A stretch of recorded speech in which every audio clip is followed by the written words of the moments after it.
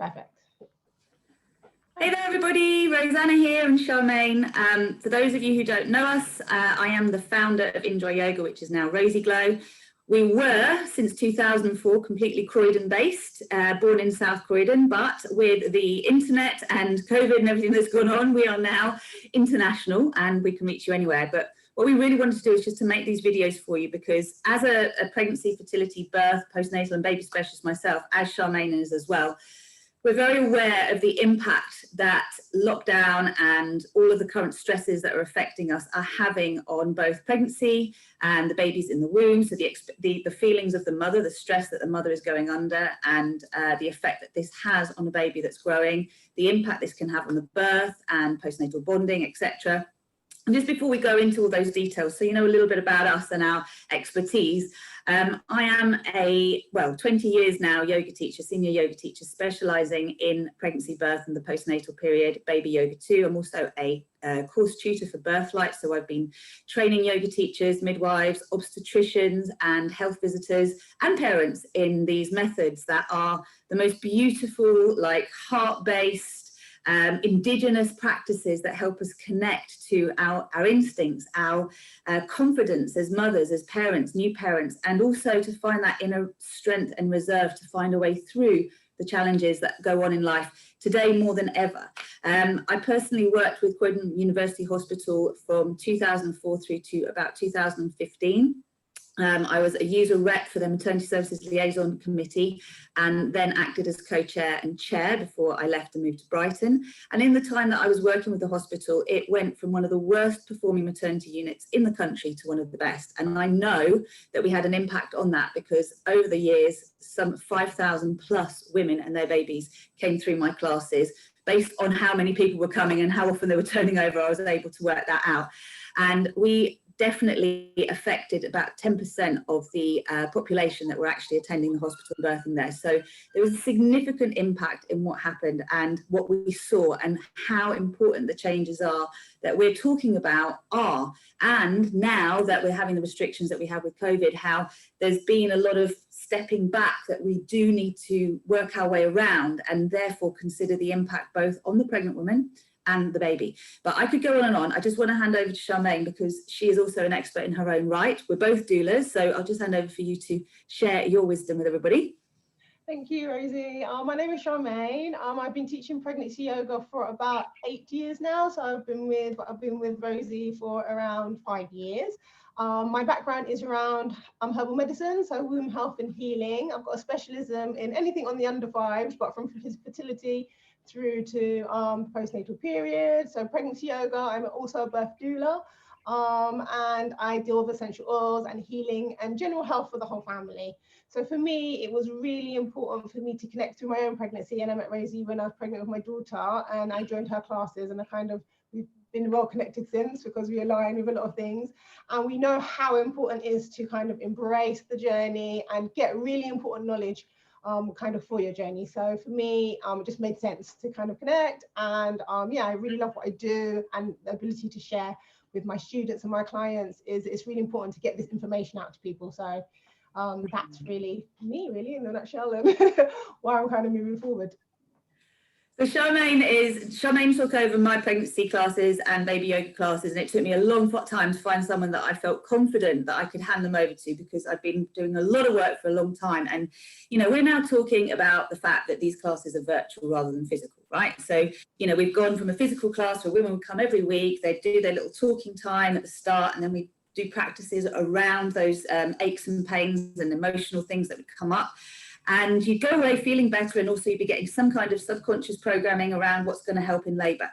Now this is online, and it's very difficult for people to understand the benefit of doing an online pregnancy yoga class, especially if you're finding yourself sitting at home in front of a desk, on a desk, sorry, with a computer in front of you, not even on a desk, you know what I mean? And then to consider having another class, you know, without it being in physical. But what are the benefits? What are you seeing is so important at the moment, Charmaine, that people connect to, even at home and virtually? I think from lockdown till now, I think the biggest thing has been just having a connection with other women going through the journey together was a big thing. People were isolated, people were no longer kind of going to work back and forth, a lot of people working from home. So, and for pregnant women, it was even earlier. So it was just having a connection of others in the first place, a face as someone to connect with. But I think the biggest thing is still having that element of empowerment, because they're not seeing their midwives as much. They're not seeing, you can't see that face-to-face kind of antenatal classes, even general through the hospital anymore. So they were really missing out on some of that information. Some people were just like, I haven't seen my midwife for so long, I'm feeling really lost. And it's just like, just not being sure. So even though I would always say if it's something very serious on a medical level, they were able to ask me questions that I was able to answer for them. And if it's something we were really worried about, they could always take that back to their midwife. But just having a comfort of somebody giving you a slightly different opinion or a different way of looking at it, or looking at options, whether it was an induction, whether it was baby's position, it really made them feel more empowered about, right, I'm going into this kind of environment now. I'm not sure if my partner is going to be with me at all times. And that was a big thing, because we are dealing with so much fear at the moment. And I think people are just coming to me quite scared anyway, as we often feel a bit anxious in pregnancy. But with this additional thing around the COVID now, it's made a massive impact on women. So it's really been about that support and information as knowledge, as well as the yoga physical practice. It coming together holistically made a massive difference for everybody. Awesome. Well, look, please hold fear in your mind. I just want to go on something that basically, because I mean, I've really stepped back from the world of birth in the last few years, and I'm working more with adults who are clearing their cellular memory and trauma. But for you, seeing that the restrictions that have been brought about by COVID have meant that women really are not knowing what they're going to be doing for their birth. They're not able to have home births at the moment, are they? Is the birth? Some are. It depends on the trust, yeah. Home birth, birthing centres, what's happening there? Yeah, birthing centres is happening, but I guess it just very much depends on the situation, high risk, and it depends on your trust. So I think most of the home births were back again from July. However, it depends on your trust. It depends where you are. So always find out from your local, speak to your local, your midwife and hospital to find out what's going on in your area. And in terms of partners being able to attend, or a partner and a doula, it was restricted to one person, wasn't it, in most trusts? Completely one person. And if you're going in for an induction, your partner can't stay with you during the induction. So I know some women have been lucky enough, they've just been sent home. They've been allowing women to go home with certain situations, as long as they're not on a hormone drip. But unless you are in established labour, they can't be in the room. So we know that takes some time before that happens. And even them not being there could slow the whole process down. So it's all a bit, it's really worrying, but all the other appointments, scans, no one else is allowed with you at the moment. And that's a really lonely place for a woman to be, really, because one of the things we know that helps assure better birth outcomes is feeling really well supported during pregnancy, right? And during the birthing process. And if you take the example of induction, then basically you could be sitting there for days before actually things kick off. And to really be on your own with that is not very nice. And I think this leads me on to fear. Just before we go into that, I just want people to have a sense of the fact that there is talking time at the start of each class. And just as we are here and you can see us both, there's people join the class online. You'll see everybody in gallery view. So there is this sense of community. Once we press record, everybody mutes their mic so you can just see the person who's teaching, right? But ultimately, more than that is the fact that we don't physically need to be with you for us to be able to look at your body, to be able to see what would actually help to shift the position of the baby, how to create more space in the pelvis, to learn more about your pelvis shape and what's going to help your baby get into the pelvis and then out of it. But also it's the stress management, the breathing, the sound work, the bonding with baby, doing all of the work that we teach you as tools that you just have to learn from us. And you've got the recordings as well, so you can practice at home, because you want to make a daily habit of everything that we do. This is what really helps you to start to feel empowered when it feels like so many choices are being taken away. And let's just go into a little bit the impact of fear from your perspective, because and I know that it has a knock-on effect, not just on the baby, but also on the birth outcomes and bonding. So over to you. It's a massive thing from your pregnancy. If we talk about how much your baby's taking in, everything you're taking in, everything in your environment, your baby takes in. So they can feel your energy, they can feel if you're stressed out, they can feel if you're in a good mood. So you've got to really be more mindful of how you are, what's around you, what you're absorbing. And we're currently absorbing a lot of rhetoric and energy around fear, what's going on around Corona, regardless of your view. There's lots of stuff going on. So you're going to be scared if you're taking in too much of this media. So the first thing I would say, be mindful of how much news you're watching. I actually told ladies to kind of reduce it completely. I don't watch much news at all. Just stop it. If you need little tidbits, tell somebody to tell you something you might need to know. Other than that, you don't really need to have that information coming in you because you're absorbing it. The second thing I worry about is within the pregnancy, how you might be feeling. So the cocktails of emotions, you're feeling the stress, but then leading into the labor, we can delay a lot of things in our labor process by fear as well, because we're now dealing with oxytocin and endorphins, which are the hormones we want to see during labor, which is going to encourage us to progress beautifully in our labor. And then we have adrenaline that can't be in the same area of the uterus at the same time as oxytocin and endorphins. So we can have that fight or flight hormone, which was a good design because we had to escape from predators many years ago. We keep the baby in and that's what you'd want. But now that fear is now traveling to the hospital. And it's always been a thing with labor, but now it's worse because it's like, is my partner going to be able to stay with me when I get in there, when I'm in triage? What's going to go on? Are they going to send me home? Am I even safe in the hospital because of this virus? Then all the other things that, you might just be someone who doesn't like a clinical space. Whatever it is that could cause fear can slow the whole process down. And this can have a massive knock-on effect, because if the process is too slow and you've progressed to a point where you're in hospital already, they're going to want to see a clock time ticking, and that they might want things to speed up. So it might be suggested that you have an induction, or to hormones help things to get going. And this can have a knock-on effect. So this is what we talk about when we're talking about intervention leading to intervention. That could lead to a more challenging or traumatic birth because so much interference has taken place. So you trying to maintain a space of feeling safe, whatever that is for you, through your breath work, through positioning of baby, seeing the things holistically, then you can feel really empowered to support yourself through any journey. You might not need to go to the hospital so quickly because you feel, oh, it's fine, I know what I'm doing. I heard about, how my contractions have to be nice and regular, and then I can leave. And some women in my classes are getting into hospital when they're 7 centimeters, or not long to go. So this is great. So we have less time in that hospital space, and no one's trying to encourage you to speed things along. You're going at your own pace. So it's about us really learning these things and how we can stay safe and feeling empowered to carry that into our labours and also our partners. And that's another situation.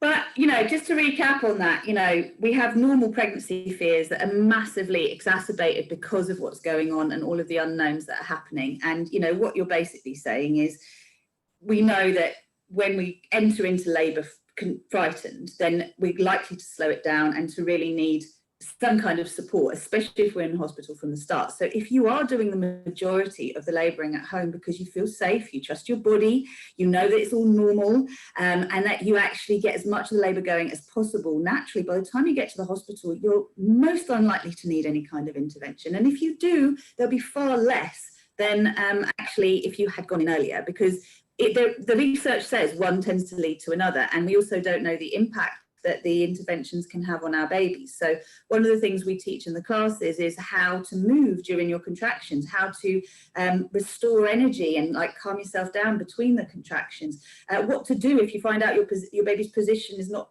optimal, and how you can actually shift things, everything from back to breech to all sorts of scenarios. Also, what can you do if you are bedbound for some reason, whether you need monitoring or some kind of drip? What can you actually do to stay active, because we know that really, really helps. And we're going to save the topic of prenatal stress and the impact of that on brain development in babies and their nervous system for another video, because that's my area of expertise. And I just want to say today that as we are facing this global fear, we've never quite been in this situation before. We had the First and the Second World Wars, obviously, and we've had threats of wars since then. But the example I've always led to in the past when I explain birth trauma and pregnancy trauma and how it then plays out in generations to come is because of the First and Second World War. And the response that we're currently going through is very much a fight-flight response to a danger that is perceived to be bigger than it actually is. And it's being promoted that way as well by the people that are the descendants, the masculine descendants of those who fought in the wars or maybe lost loved ones in the wars. So that's another topic that we'll go into, and we're also going to make another video on how important the baby yoga is that we offer, because one of the beautiful things about being at home is you could actually be in labour and still attend your Zoom pregnancy class, right? Which is brilliant because Charmaine will be right there with you and live lesson for everyone.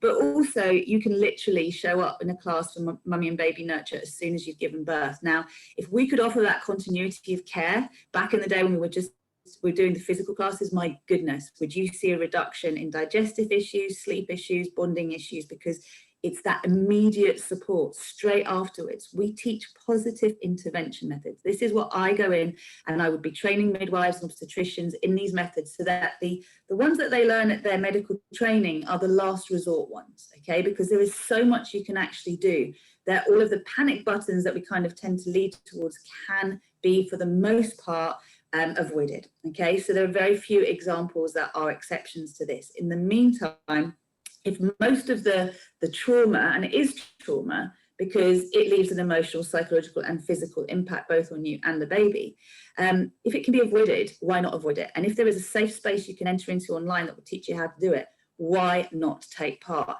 And if you're concerned about, you know, saving the pennies and, you know, you've got to spend the money on the buggy and all the rest of it, there are skills that you learn in our classes that are yours for life that will prevent a lifetime of regrets. And this is the question that I would say to you is, isn't that worth it? Because for you to know how to deal with your baby's development whilst they're growing inside of you, whatever life is doing around you, and for you to then know how to enter into the birthing space with the most optimal mindset and physical preparation, and then to be able to deal with however the birth went and really heal that bond with you and your baby post-birth as quickly and elegantly and gracefully as possible. That's the invitation. Watch your baby grow and develop strength and amazing immune system as well, because of how the baby yoga actually helps and the pregnancy yoga helps for all systems of the body to optimize and to function properly. So I'm going to leave that there. All I'm going to say is I really recommend that you do actually try our classes out. If you're new to us, we have got a half price discount code, which we're very happy to send you. You just have to respond to us, send a message in the video, like comments, or contact us through InJoy Yoga or RozyGlow on Facebook. And we will very, very gladly give that to you so you can try one of our classes out half price. Anything you would like to add, Charmaine? Yeah, I just think it's important for us to, more so than ever, as we're especially going into cold and flu season, to kind of come together and just know that you're well supported. We are family here, so we want to give you all the information we can to support you and help you through. I did have a client who's about to go through an induction who literally came for a class. Can I come to your class on Sunday? And I was like, go ahead. And she actually worked out to have a really nice VBAC vaginal birth after a cesarean last time. She spoke to me throughout over WhatsApp. We were in contact with each other. And that's the kind of relationship I always have with my students. You know, we're able to support them even when we're in class and outside class within reason, and still give that offer of support and care right through. So there's a lot of continuity of care here. So that's the last thing for me to say. Yeah. And you know, Charmaine, they love you. They absolutely love you. And the beautiful thing about Charmaine is she also teaches the baby yoga. So her voice is familiar. And this is what I saw time and again when I'd see the babies that had been born, they always knew my voice because they knew me from pregnancy yoga. Even if I hadn't seen them for like over a year, years could go by, they'd be like, I know that voice. So it's a deep imprint, isn't it? And there is nothing to lose. This is what we're saying is like, please, like, allow yourself the opportunity to experience this and to remember that something is better than nothing, but actually there are many benefits to the virtual classes that you could say aren't there with the physical classes. So I would just say this is a win-win-win for all. Please check out the details in the text box below. Check out our videos on the prenatal cellular memory and trauma that gets passed on and how that affects our baby's development and how they grow as adults and their capacity to form healthy bonds and operate from a space that's heart-centered, etc. I'll explain it all there. And the baby yoga one will tell you a lot more as well about what we do in these early baby classes. They're available right through to crawling, aren't they? You can come along to our classes, yeah. Baby classes right through to crawling. So even online, there's lots of opportunities. Thanks for watching. Please share, you know, we benefit from this. Let's grow our tribe. Take care.